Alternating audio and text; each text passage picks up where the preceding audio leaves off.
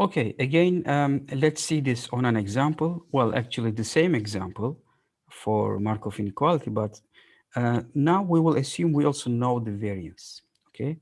What the mean was assumed to be 2 minutes.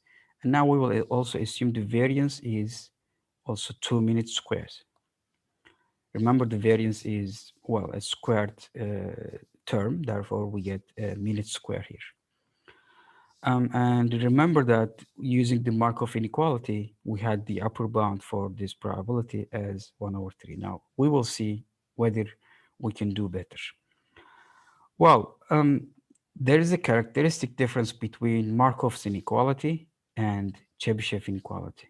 Why? Because, well, Markov inequality deals with probabilities in this form, some random variable exceeding some quantity, but you see Chebyshev inequality has this form, random variable x being in some interval within two values positioned with respect to the mean. Okay, so we have to find a trick to actually transform this event into some event that is in that form that will help me use Chebyshev inequality. So what I do is the following trick.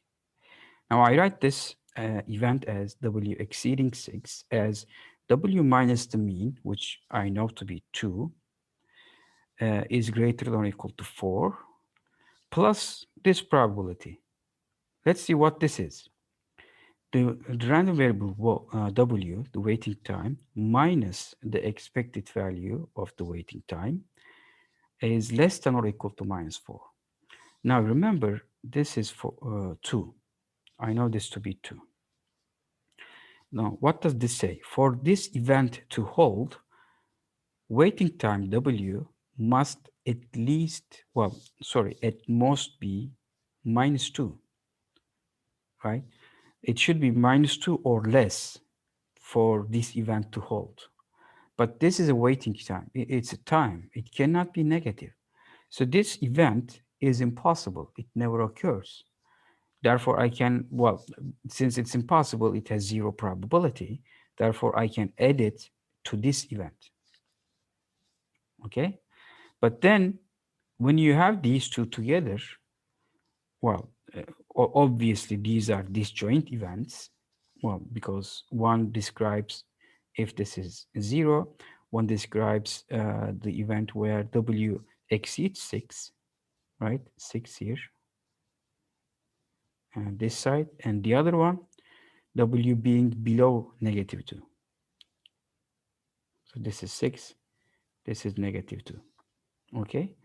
Well, I know this will never happen, but from a theoretical point of view, I can write this as by the axiom number 3, if you remember. I can write this as the union of these two events. This sum is equal to the probability of the union of the two. Okay, so that means w minus expected value is greater than or equal to 4, or it's less than or equal to -4. Okay, and this or gives me a set union, which gives me this. Okay, the event that the difference between the waiting time and the expected value exceeds 4. I know that it will never be negative, but still I can add it to this probability because this probability will be 0. So now I have some probability which is useful to apply Chebyshev inequality, and directly apply Chebyshev inequality. You get the variance of w, or rather the expected value of the square of this. You can look at it in either way. The variance of w divided by square of this number here, which is 16, and the variance was given as 2, so I get 1/8.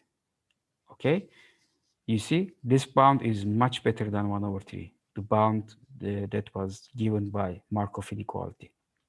So you see, well, not in all cases, but when you know the variance, you might just do better than Markov inequality.